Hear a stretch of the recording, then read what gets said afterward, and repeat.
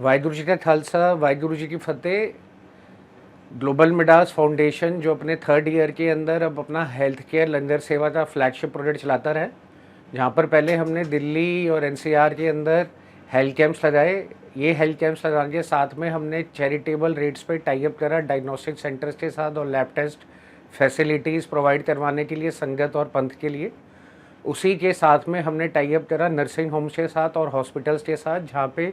Concessional discounted charitable rates पे surgeries हो सके,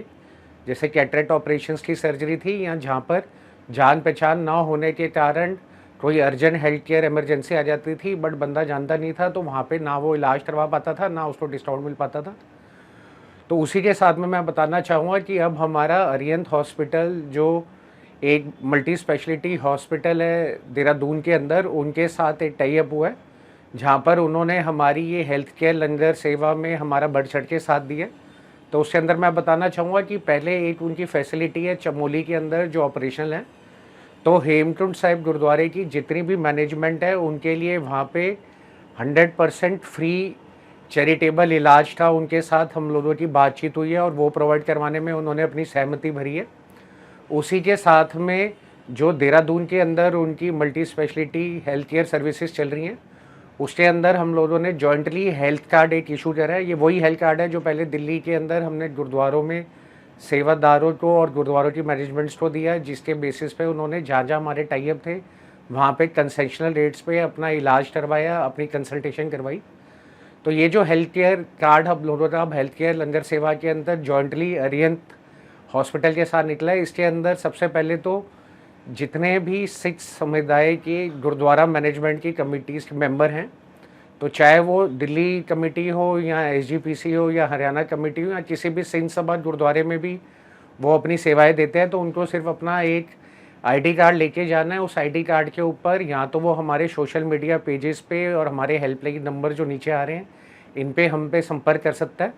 या सीधा वो देहरादून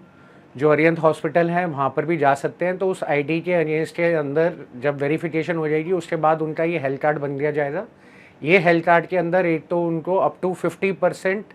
डिस्काउंट जितने भी उनके लैब टेस्ट फैसिलिटीज़ हैं, प्लस उसके साथ में जो उनको क्रिटिकल सर्जरीज करवानी है उसके अंदर उनकी कंसेशनल रेट्स पे ये सहायता मिलेगी। तो पूरे देश में से कहीं से भी कोई भी जाके ये फैसिलिटी ले सकता है।